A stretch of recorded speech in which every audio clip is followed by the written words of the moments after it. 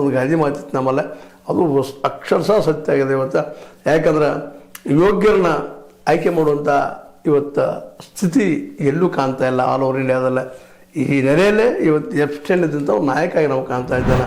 ಅವ್ರ ಮಾತು ಕೇಳುವವರು, ಅವ್ರ ಹತ್ರ ಹೋಗೋರು, ಮತ್ತು ಅಲ್ಲಿ ಹೋಗಿ ಈ ಅಮೇರಿಕಾ ಜೊತೆ ಏನು ಕೆಲಸ ಬೇಕಾಗಿತ್ತು ಅಂದ್ರೆ ಇಂಥವ್ರ ನಡಕ್ಕೆ ಏಜೆಂಟ್ರು ಇಟ್ಕೊಂಡು ಹೋಗುವಂಥ ಒಂದು ಟ್ರಂಪ್ನಂಥವ್ರಿಗೆ ನಾವು ಶರಣಾಗುವಂಥ ಪ್ರಸಂಗ ಬರ್ತಿತ್ತು, ಬಂದದ. ಈಗಾಗಲೇ ಇಡೀ ವಿಶ್ವ ತುಂಬ ಇಂಥ ಜನ ಹೆಚ್ಚಾಗಿದ್ದಾರೆ. ಎಲ್ಲೋ ಒಬ್ಬರು ಇರ್ಬೋದು ಮೂಲಾಗ, ಬಟ್ ಇವತ್ತು ಅತಿ ಬಡವ ಪ್ರಾಮಾಣಿಕ ಜನಸೇವೆ ಮಾಡಬೇಕು ಅನ್ನುವಂಥ ವ್ಯಕ್ತಿ ಇಂಥ ಎಫ್ಸ್ಟೈನ್ಗಳ ಮಧ್ಯದಲ್ಲಿ ಕಳೆದು ಹೋಗಿಬಿಟ್ಟಿದ್ದಾನೆ ಅನ್ನೋದು ಅಷ್ಟು ಸತ್ಯದ.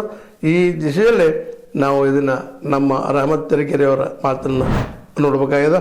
ಈ ವ್ಯಕ್ತಿ ತನ್ನ ಲಾಭಕ್ಕಾಗಿ ಮಕ್ಕಳ ಮೇಲಿನ ಅತ್ಯಾಚಾರ ಒಳಗೊಂಡಂತೆ ಏನೂ ಮಾಡಬಹುದು ಎಂಬ ಅಮಾವಶ್ಯತೆ, ಅಲ್ಲಿ ಪ್ರಜ್ಞೆ, ಕರುಣೆ, ಮೈತ್ರಿಗಳ ಪ್ರಶ್ನೆ ಇರುವುದಿಲ್ಲ ಅನ್ನೋ ಮಾತ್ರ ಸತ್ಯ ಮಾತುಗಳು ಮಾತಾಡಿದ್ದಾರೆ. ಒಟ್ಟಾರೆಯಾಗಿ ಎಫ್ಸ್ಟೈನ್ ಏನಪ್ಪ ಅಂದ್ರೆ ಇವತ್ತಿನ ನಮ್ಮ ರಾಜಕೀಯದ ಒಂದು ಹೊಲಸ್ತನಕ್ಕೆ ದೊಡ್ಡ ಸಾಕ್ಷಿ.